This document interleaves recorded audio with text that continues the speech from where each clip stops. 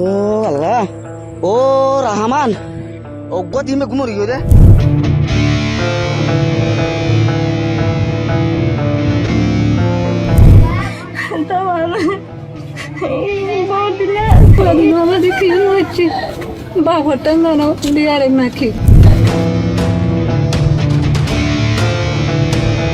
NF কখনো সরকারের বিপক্ষে ছিল না।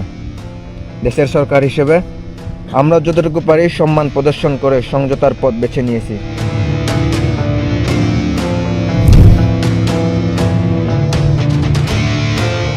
আমি মনে করি এদেরকে এক জায়গায় রেখে সামরিক প্রশিক্ষণ দিয়ে অস্ত্র দিয়ে অন্তত 2 লক্ষ ফোর্স তৈরি করে back by Bangladesh army Myanmar আক্রমণ করে আপনার রাখাইন স্বাধীন করে ফেলবে। মানুষকে ভাবতে হবে, তুমি তো আর 5 লক্ষ লোকের খাবার দিতে পারবে না।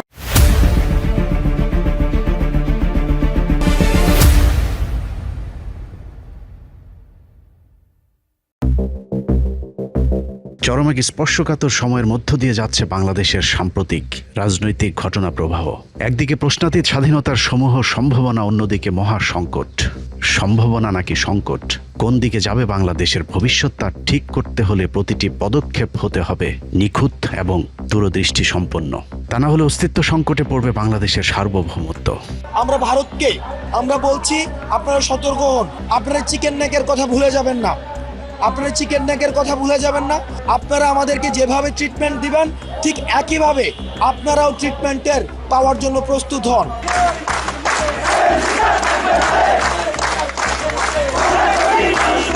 আমরা যখন গরম বক্তব্যে ভারতের চিকেন নেক দখলের দিবার স্বপ্ন দেখছি, তখন আমাদের চিকেন নেকের ঘাড় মোটকে দেওয়ার সব পরিকল্পনা চূড়ান্ত করে ফেলেছে ভারত।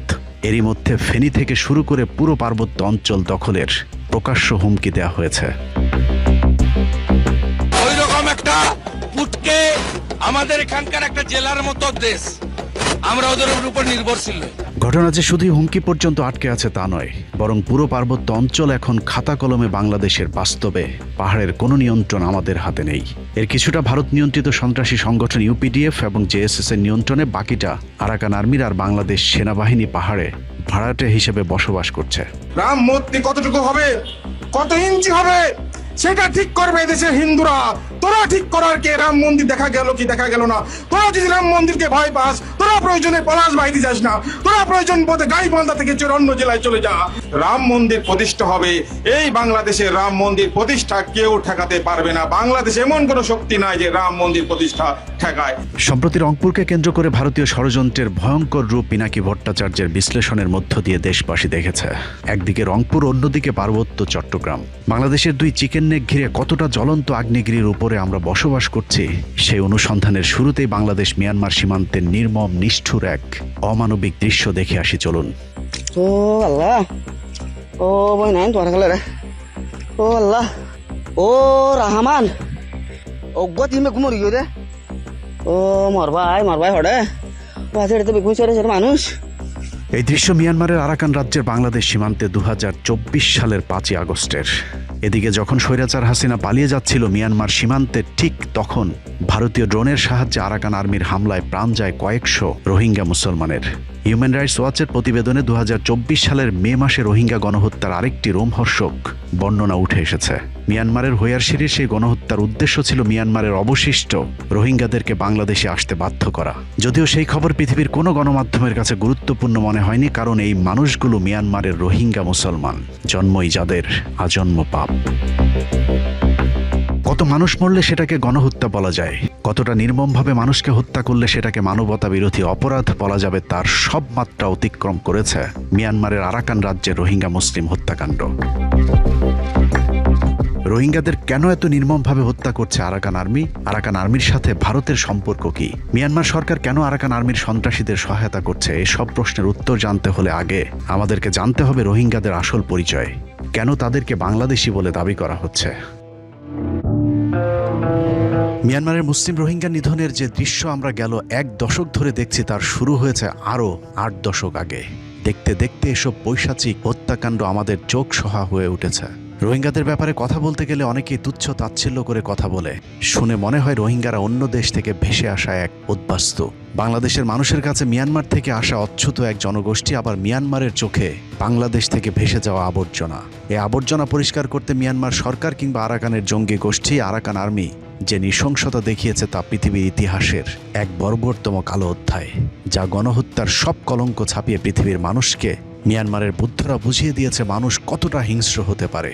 কখনো ধর্ষণ, মাটি চাপা, কখনো আগুন, আবার কখনো জীবন্ত মানুষের শরীরে বিভিন্ন অংশ কুচি কুচি করে কেটে ফেলে হত্যা করা হয়েছে রোহিঙ্গা মুসলমানদেরকে।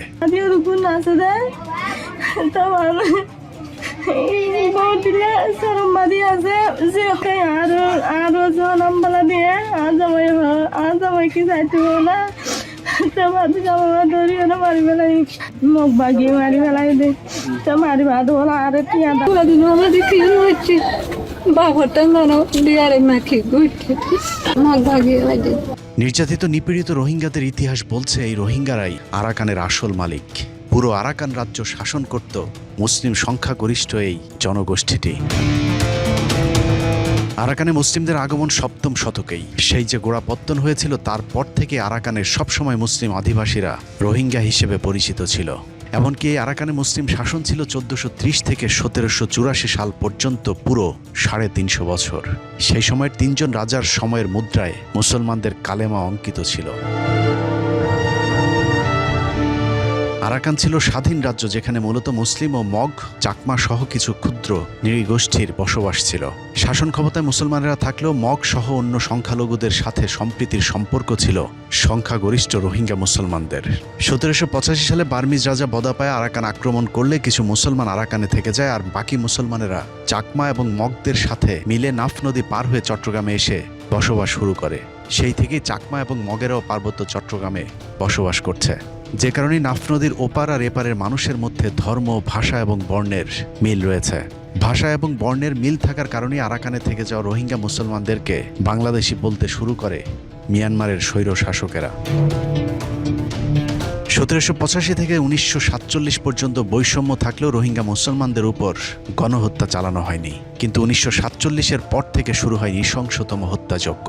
থেমে থেমে চলায় হত্যাযজ্ঞে এ পর্যন্ত ৪৩,০০০ রোহিঙ্গা মুসলমানকে হত্যা করা হয়েছে। ঘরের কোনায় মুসলমানদের উপর বর্বরতম এমন হত্যাযজ্ঞ চললেও মুসলমান হয়ে আমরাও সবসময় উদাসীনতার পরিচয় দিয়েছি। রোহিঙ্গাদেরকে আমরা তুচ্ছ তাচ্ছিল্য করে মৃত্যুর মুখে ঠেলে দিয়েছি বারবার। কিন্তু আমরা কি জানি ১৯৪৭-এর পর থেকে রোহিঙ্গাদের উপর কেন এমন অমানবিক নির্যাতন নেমে এসেছে?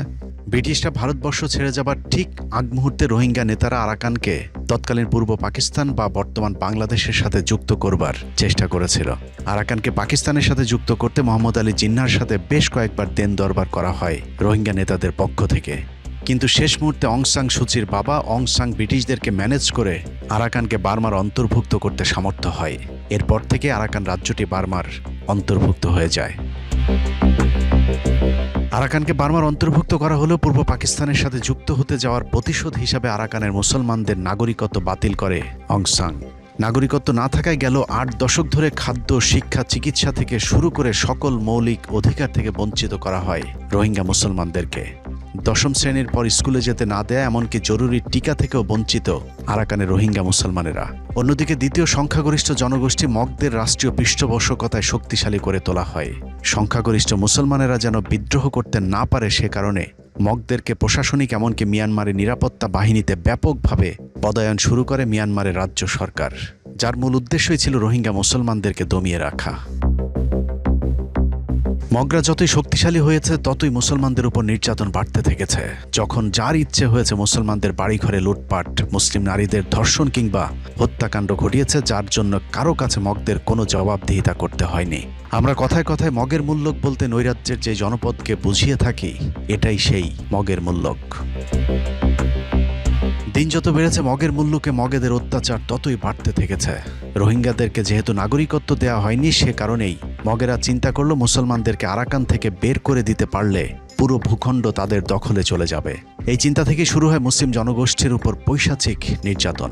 পৃথিবীর মানুষ যার চূড়ান্ত রূপ দেখেছে ২০০৯ থেকে ২০২৪ সাল পর্যন্ত। মানুষকে হত্যা, ধর্ষণ, নির্যাতনের ভয়ঙ্কর চিত্র মোবাইলে ধারণ করে তা ছড়িয়ে দেওয়া হতো সোশ্যাল মিডিয়াতে, যার মূল উদ্দেশ্য ছিল রোহিঙ্গাদের মাঝে আতঙ্ক সৃষ্টি করা। নৃশংস সেই হত্যাযজ্ঞের শিকার হয়ে জীবন বাঁচাতে রোহিঙ্গারা নাফ নদী পার হয়ে বাংলাদেশে পাড়ি জমায়। একে একে সেই সংখ্যা দাঁড়ায় 10 লাখে। 2009 সাল থেকে শুরু হওয়া বাস্তুচ্যুত রোহিঙ্গাদের সবশেষ দলটি বাংলাদেশ সীমান্তে এসেছিল 5ই আগস্ট, যাদেরকে সীমান্তের ওপারে নৃশংসভাবে ড্রোন হামলায় হত্যা করা হয়। 2009 কেন শুরু আর 2024 সালের 5ই আগস্ট কেন শেষ, সেই হিসেব মিলাতে পারলেই রোহিঙ্গা মুসলমানদেরকে হত্যার সাথে মিয়ানমারের সাথে আরও কারা জড়িত সেটার সঠিক সন্ধান পাওয়া যাবে। রোহিঙ্গাদের বাংলাদেশে পাঠানোর প্রথম পদক্ষেপ নেওয়া হয়েছিল 1978 সালে। শহীদ প্রেসিডেন্ট জিয়াউর রহমান প্রেসিডেন্ট থাকাকালীন হঠাৎ করেই মিয়ানমার সেনাবাহিনী আরাকানে একটি অপারেশন পরিচালনা করে, যার নাম দেওয়া হয় অপারেশন ড্রাগন। সেনাবাহিনী সেই অপারেশনে প্রায় 5 লাখেরও বেশি রোহিঙ্গা মুসলমান মিয়ানমার থেকে জীবন বাঁচাতে বাংলাদেশে চলে এসেছিল। প্রেসিডেন্ট জিয়াউর রহমান তাৎক্ষণিক মিয়ানমার প্রেসিডেন্টকে রোহিঙ্গাদের ফেরত নেওয়ার দাবি জানান। উত্তরে মিয়ানমার সরকার রোহিঙ্গাদের বাংলাদেশি নাগরিক দাবি করে তাদেরকে ফেরত নিতে অস্বীকৃতি জানালে জিয়াউর রহমান হুমকি দিয়ে মিয়ানমার সরকারকে বলেছিলেন অনতিবিলম্বে রোহিঙ্গাদের ফেরত না নিলে মিয়ানমার থেকে আসা সকল রোহিঙ্গা মুসলমানদেরকে প্রশিক্ষণ দিয়ে অস্ত্রসহ আবারও মিয়ানমারে পাঠানো হবে। তারপর তারাই সিদ্ধান্ত নেবে রোহিঙ্গারা আরাকানে থাকবে নাকি বাংলাদেশে। বাংলাদেশ সরকারের এমন সিদ্ধান্তের পর সীমান্তে উত্তেজনা দেখা দেয়। মিয়ানমার এবং বাংলাদেশ দুই পক্ষ থেকে সীমান্তে সেনা মোতায়েন করলে যুদ্ধের আশঙ্কা তৈরি হয়। মিয়ানমার বাংলাদেশ সীমান্ত থেকে আমাদের সেনাবাহিনী সরিয়ে নেওয়ার দাবি করলেও বাংলাদেশ তা মানেনি। বাংলাদেশের পক্ষ থেকে অনড় অবস্থানে থাকলে মিয়ানমার সরকার যুক্তরাজ্য এবং যুক্তরাষ্ট্রের রাষ্ট্রদূতের মাধ্যমে সেনা সরিয়ে নেওয়ার জন্য বাংলাদেশকে প্রস্তাব দেয়। পশ্চিমা দুই শক্তিশালী রাষ্ট্রের মধ্যস্থতায় রোহিঙ্গাদের নিজ দেশে ফেরত নেওয়ার শর্তে সীমান্ত থেকে সেনা ফিরিয়ে আনতে রাজি হয় বাংলাদেশ সরকার। তারপরই জিয়াউর রহমানের বলিষ্ঠ সেই ভূমিকায় রোহিঙ্গারা আবারও আরাকানে ফিরে যেতে সমর্থ হয়। 1992 সালে রোহিঙ্গাদের আবারও বাংলাদেশে পাঠানোর লক্ষ্যে মিয়ানমার সেনাবাহিনী টেকনাফ বিডিআর ক্যাম্পে হামলা করে। এতে একজন বিডিআর সদস্য নিহত হলেও আতর্কিত সেই হামলার সাথে সাথে বিডিআর পাল্টা হামলা চালালে 12 জন মিয়ানমারের সেনা নিহত হয়। সেই হামলার পর মিয়ানমার সেনাবাহিনীর লাশ রেখেই পালিয়ে গিয়েছিল বিডিআর, তাদের লাশ বাংলাদেশে নিয়ে এসেছিল। এখানেই শেষ নয়, তৎকালীন প্রধানমন্ত্রী বেগম খালেদা জিয়ার নির্দেশে মিয়ানমার সীমান্তে 82,000 সেনা সমাবেশ ও ভারী অস্ত্র মোতায়েন করে বাংলাদেশ সেনাবাহিনী, যা বাংলাদেশের ইতিহাসে প্রথম কোনো দেশের সীমান্তে সর্বোচ্চ সংখ্যক সেনা মোতায়েনের ঘটনা। পাল্টা জবাবে মিয়ানমার 1 লাখ সেনা মোতায়েন করে, কিন্তু একই সময়ে মিয়ানমারের কাচিনদের সাথে ভয়ানক যুদ্ধ বেঁধে যায় তাদের সেনাবাহিনীর। ফলে প্রচণ্ড চাপে পড়ে মিয়ানমার। তারা দূত মারফত সীমান্ত থেকে বাংলাদেশকে সেনাবাহিনী সরাতে অনুরোধ করে, কিন্তু বাংলাদেশ তাদের কথায় কোনো পাত্তাই দেয়নি। একদিকে নিজ দেশে কোচিন বিদ্রোহীদের ভয়ানক হামলা, অন্যদিকে বাংলাদেশ সীমান্ত থেকে সেনা না সরাতে পারা, উভয় সংকটে পড়ে মিয়ানমার। সবশেষ চীন সফরে যায় মিয়ানমার প্রেসিডেন্ট। চীনা প্রেসিডেন্টকে অনুরোধ করেন যে বাংলাদেশ যেন তাদের বিশাল বাহিনী ও ভারী অস্ত্র সরিয়ে নেয়। মিয়ানমারের শঙ্কা ছিল বাংলাদেশ যে কোনো সময় আরাকান দখল করে নিতে পারে, যে কারণে চীন সরকারের অব্যাহত অনুরোধের কারণে প্রায় 93 দিন পর মিয়ানমার সীমান্ত থেকে সেনা সরিয়ে আনে খালেদা জিয়ার সরকার। 1978 কিংবা 1992 সালের পর দীর্ঘ সময় মিয়ানমার রোহিঙ্গাদের বাংলাদেশে পাঠানোর সাহস দেখায়নি, কিন্তু 2016 সালে আবারও সেই চেষ্টা চালিয়ে সফল হয় মিয়ানমার সরকার। প্রায় 10 লাখ রোহিঙ্গাদের বাংলাদেশে আসতে বাধ্য করে তাদের সন্ত্রাসী বাহিনীগুলো।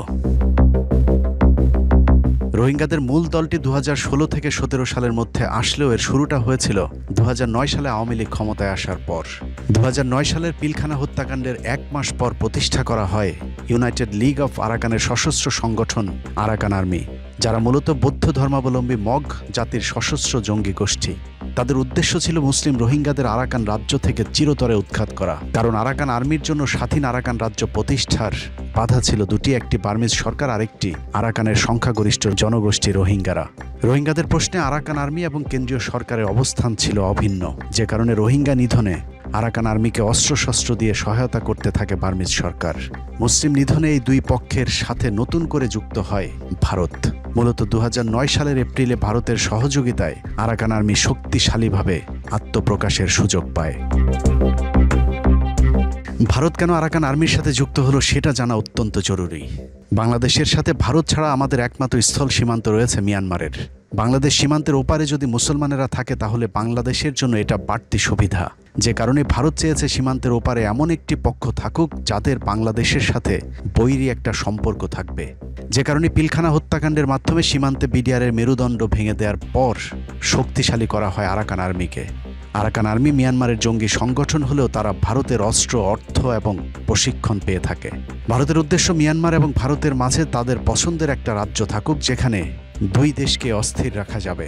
যে কারণে মিয়ানমার সরকারের বিরুদ্ধে যুদ্ধ করলেও ভারতের সাথে আরাকান আর্মির সম্পর্ক অত্যন্ত ঘনিষ্ঠ। ভারতীয় সহায়তায় 2009 সালে আরাকান আর্মির প্রতিষ্ঠা লাভের পর রোহিঙ্গাদের উপর পৈশাচিক নির্যাতনের শুরুটা হয় 2012 সালে। আগের ধারাবাহিকতায় রোহিঙ্গা মুসলমানদের সাথে সুকৌশলে দাঙ্গা বাঁধানো হয়, চলে নির্বিচারে হত্যাযজ্ঞ। আগের মতোই রোহিঙ্গারা জীবন বাঁচাতে ছুটে আসে নাফ নদীর তীরে, কিন্তু এবারের চিত্র ভিন্ন। বাংলাদেশের পক্ষ থেকে মিয়ানমার সরকারকে চাপ না দিয়ে উল্টো আওয়ামী লীগ সরকারের বেশ কয়েকজন এমপি মন্ত্রী সংসদে দাঁড়িয়ে রোহিঙ্গাদের বিরুদ্ধে বিষোদগার শুরু করেন। It is up to their government. So you should put pressure or you should talk to the Myanmar government, not to Bangladesh. It is not the Bangladesh people's responsibility, right? Awami লীগের রোহিঙ্গা বিদ্বেষী এরকম বক্তব্যের পর আশ্রয়প্রার্থী রোহিঙ্গাদের নৌকাগুলোকে আবারও মৃত্যুর মুখে ঠেলে দেয় বাংলাদেশ সরকার। এভাবেই 4 বছর ধরে চলেছে রোহিঙ্গা নিধন। কিন্তু বাংলাদেশ সরকারের পক্ষ থেকে মিয়ানমার সরকারের নিকট কোনো প্রতিবাদ জানানো হয়নি। মিয়ানমার সরকার বুঝে যায় ওপারের দেশটিতে এখন আর জিয়াউর রহমান কিংবা খালেদা জিয়ার মতো সরকার নেই, অতএব এটাই তাদের জন্য আদর্শ সময়। 2012 সাল থেকে রোহিঙ্গাদের উপর নির্যাতন শুরু করে 2016 পর্যন্ত গণহত্যার চূড়ান্ত রূপ দেয়া হয়। রোহিঙ্গা মুসলমানদের উপর এতটা নগ্নভাবে পাশবিক নির্যাতন চালানো হয় যে প্রায় 10 লাখ রোহিঙ্গা মুসলমান বাংলাদেশে আসতে বাধ্য হয়। আল্লাহর কাছে দোয়া করি, আল্লাহর কাছে মোনাজাত করি আজিয়া ইউনিট দিয়ে আই বিয়াগুনে মিলি সাম্যর ঈদ যেন ওনারা নিজের বাড়ির জায়গায় ঈদ করি পারেন। তবে আপাত দৃষ্টিতে শেখ হাসিনা সরকার রোহিঙ্গাদের বাঁচাতে জায়গা দিয়েছে বলে প্রচার করা হলেও 5 বছর রোহিঙ্গাদের সন্ত্রাসী বলে মৃত্যুর মুখে ঠেলে দেয়া শেখ হাসিনা তাদেরকে জায়গা দেওয়ার মূল কারণ ছিল নোবেল পুরস্কার।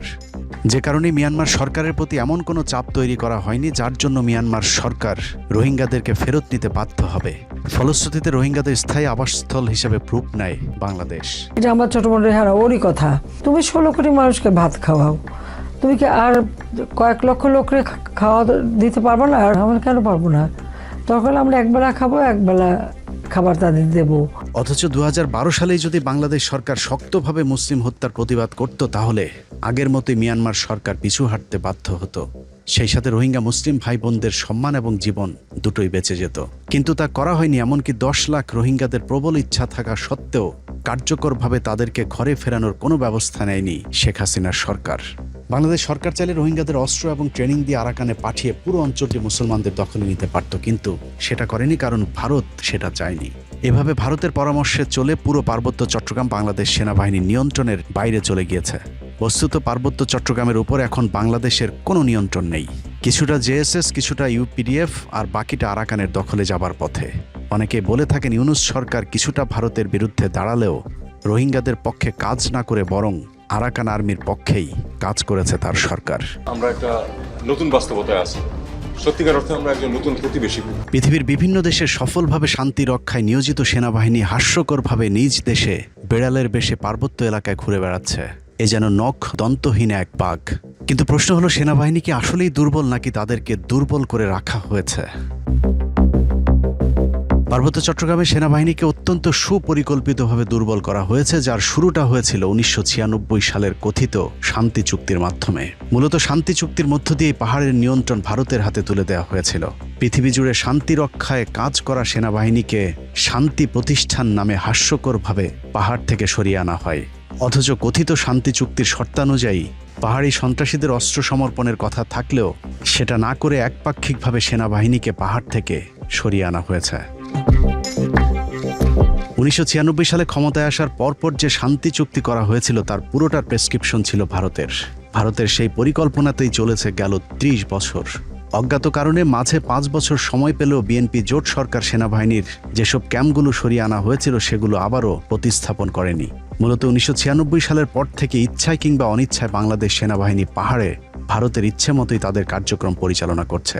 আরাকান আর্মির ক্ষেত্রেও তাদের নীতি ব্যতিক্রম হয়নি। ভারত চায় মিয়ানমার সীমান্তেও বাংলাদেশ চাপে থাকুক, যাতে বাংলাদেশের কোনো ক্রান্তিকালে মিয়ানমারের কোনো সীমান্তকে সুবিধাজনক আশ্রয়স্থল হিসেবে ব্যবহার করা না যায়। বাংলাদেশের সাথে মিয়ানমারের 271 কিলোমিটার সীমানা রয়েছে। ভারত জানে বাংলাদেশ মিয়ানমার সীমান্তের ওপারে যদি মুসলিম জনগোষ্ঠী সামরিকভাবে শক্তিশালী হয় তবে তা বাংলাদেশকে বাড়তি সুবিধা দেবে। যে কারণে ভারতের পরামর্শে বাংলাদেশ সেনাবাহিনী কখনোই মিয়ানমার সরকার কিংবা আরাকান আর্মির সাথে কোনো প্রকার শক্তি প্রদর্শন করেনি।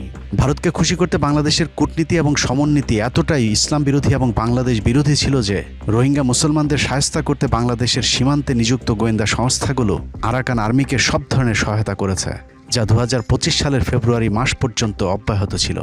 হাসিনা পরবর্তী সময়ে বাংলাদেশ সেনাবাহিনীতে থাকা ভারতীয় সেই বলয় কিছুটা নীরব থাকলেও বর্তমান সেনাবাহিনীকেও কার্যকর কোনো পদক্ষেপ নিতে দেখা যাচ্ছে না, কারণ শেখ হাসিনা নিয়োগ করে যাওয়া সেনাবাহিনীর সেই কর্মকর্তারা বেশিরভাগ এখনও তাদের আগের কর্মস্থলেই দায়িত্ব পালন করে যাচ্ছে। কিন্তু আরাকান আর্মি তথা পার্বত্য চট্টগ্রামকে সেনাবাহিনীর পূর্ণ নিয়ন্ত্রণে রাখতে না পারাটা আমাদের জন্য কতটা ভয়ঙ্কর, চলুন সেটা দেখা যাক। ভারত যেমন তাদের চিকেন নেক নিয়ে খুব দুশ্চিন্তায় থাকে, ঠিক একইভাবে বাংলাদেশেরও 2টি চিকেন নেক রয়েছে, যে ব্যাপারে আমরা অত্যন্ত বেখেয়াল, অথচ আমাদের এই চিকেন নেক কতটা ঝুঁকির মধ্যে রয়েছে তা নিয়ে আমাদের সরকারগুলোর কোনো পদক্ষেপ নেই। 2 चिकन स्नैक हैं, वो सब भारत से ही पूर्ण रूप से सराउंडेड हैं, और अगर हमने गर्दन मरोड़ दी तो बांग्लादेश बिखर जाएगा। एक तो ऐसा चिकन स्नैक है जो कि सिटिंग डक है, जो कि बस भारत जब चाहे तब उसको कैप्चर कर सकता है, वहां की डेमोग्राफी भी इसके फेवर में है। दूसरा जो सिटिंग डक उतना नहीं है, लेकिन वो बड़ा भारत के लिए एसेंशियल है। लेकिन अच्छी बात क्या है, वो 2 तरफ से भारत से ही घिरा है, तो भारत उसको भी जब चाहे कंट्रोल कर सकता है। আরাকান আর্মির মূল এজেন্ডা শুধু আরাকান নয়, মূল এজেন্ডা বাংলাদেশের বিশাল অংশকে যুক্ত করে গ্রেটার আরাকান প্রতিষ্ঠা করা, যা তারা এরই মধ্যে তাদের সংবিধানে সংযুক্ত করেছে। খুব সম্প্রতি আরাকান আর্মি সমর্থিত বৌদ্ধ ভিক্ষু ভেন ও কুন্ডালা আরাকান রাজ্যের একটি কল্পিত ম্যাপ তার ভেরিফাইড সোশ্যাল মিডিয়াতে শেয়ার করেছে, যেখানে দাবি করা হয়েছে এটা 1784 সালের আরাকান রাজ্যের মূল ম্যাপ। বর্তমান আরাকানের জেলা 18টি হলেও তাদের পরিকল্পিত নতুন ভূখণ্ডে জেলা 28টি। এখন প্রশ্ন হলো, তাহলে বাকি 10টি জেলা কোথা থেকে এলো? ভয়ঙ্কর তথ্য হচ্ছে, আরাকান আর্মির কল্পিত মানচিত্রে পার্বত্য চট্টগ্রাম থেকে শুরু করে ফেনী পর্যন্ত বাংলাদেশের 10টি জেলাকে তারা তাদের আরাকান রাজ্যে সংযুক্ত করেছে। আরাকান আর্মিপন্থী সন্ত্রাসী বৌদ্ধ ভিক্ষু ভারতীয় গণমাধ্যম তার ডিপ্লোম্যাটকে দেয়া আরাকান আর্মির চিফের একটি সাক্ষাৎকার শেয়ার করেছেন, যেখানে আরাকানকে খুব ক্ষুদ্র ভূমি উল্লেখ করে একে প্রসারণের দিকে ইঙ্গিত করেছে আরাকান সন্ত্রাসীদের এই প্রধান। আরাকানের কালাদান প্রজেক্টে ভারতের সাথে আরাকান আর্মির সম্পৃক্ততার বিষয়টিও আরাকান আর্মির চিফ এবং ভেনু কুন্ডালা নিজেই স্বীকার করেছেন। হাসিনা আমলে খুব গোপনীয়তার সাথে ফেনী সীমান্তে অখ্যাত একটি জায়গায় ছোট একটি ব্রিজ উদ্বোধন করতে দিল্লি থেকে উড়ে এসেছিল খোদ ভারতের প্রধানমন্ত্রী নরেন্দ্র মোদী। আপাত দৃষ্টিতে আমাদের কাছে ওই ব্রিজটি ছোট প্রকল্প মনে হলেও ভারতের জন্য এটা এক গুরুত্বপূর্ণ প্রকল্প, কারণ বাংলাদেশের এই চিকেন নেক আলাদা করতে আরাকান আর্মির ভারতীয় সেনাবাহিনীর সহায়তা প্রয়োজন। সে কারণে ভারত সরকার গুরুত্বপূর্ণ এই ব্রিজটি উদ্বোধন করতে তাদের প্রধানমন্ত্রীকে ডেকে আনে। একদিকে আরাকান আর্মিকে উস্কে দেওয়ার পাশাপাশি সুযোগ মতো বাংলাদেশের চিকেন নেক ব্লক করে ফেনী থেকে পুরো পার্বত্য এলাকা আলাদা করে দেওয়ার সব পরিকল্পনা চূড়ান্ত করে রেখেছিল ভারত সরকার। হাসিনার সহযোগিতায় ভারতের পরিকল্পনা কী ছিল এরই মধ্যে তা পরিষ্কার হয়ে উঠেছে। সম্প্রতি প্রকাশিত স্যাটেলাইট ছবিতে দেখা গেছে খাগড়াছড়ি থেকে মাত্র 24 মাইল এবং ফেনী থেকে মাত্র 96 মাইল দূরে মিজোরামের লেংপুই বিমানবন্দরকে ভারত এখন ফুল স্কেল এয়ারফোর্স বেজে আপগ্রেড করেছে। 26m×31m আকারের শেড এবং নতুন ট্যাক্সিওয়ে দেখে এটা স্পষ্ট যে ভারত সেখানে SU-30 সহ সকল আধুনিক যুদ্ধ বিমান পরিচালনার সর্বোচ্চ প্রস্তুতি নিচ্ছে।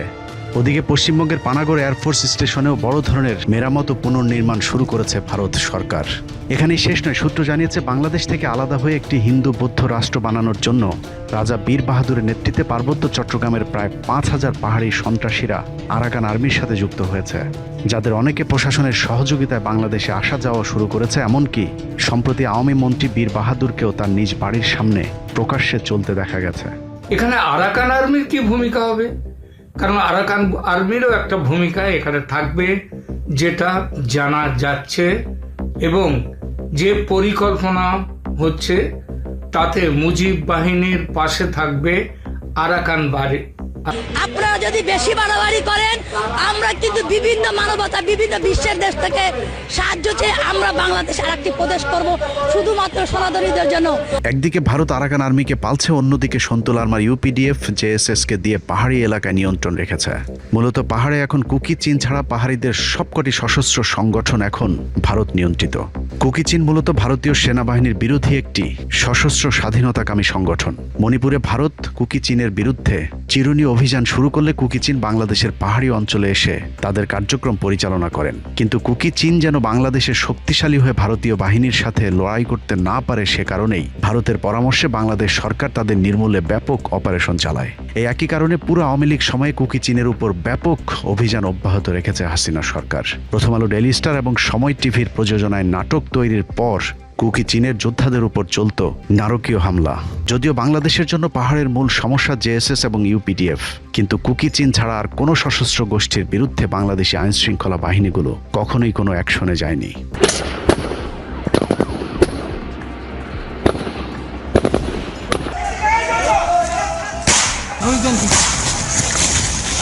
গেল কয়েক বছর ধরে প্রথম আলো, ডেইলি স্টার সহ দেশের মিডিয়া এবং সরকারি সংস্থাগুলোর একমাত্র টার্গেট ছিল কুকি চীন। এর কারণ বাংলাদেশকে বাঁচানো নয়, বরং ভারত বিরোধী এই সংগঠনটিকে ধ্বংস করে ভারতপন্থী বাহিনীগুলোকে পাহাড়ে একচ্ছত্র দখল নিয়ে দেয়া। কেএনএফ কখনো সরকারের বিপক্ষে ছিল না। দেশের সরকার হিসেবে আমরা যতটুকু পারি সম্মান প্রদর্শন করে সমঝোতার পথ বেছে নিয়েছি। এমনিতেই যৌথ বাহিনীর উপর কেএনএফের হামলা করার কোনো ইচ্ছা ছিল না।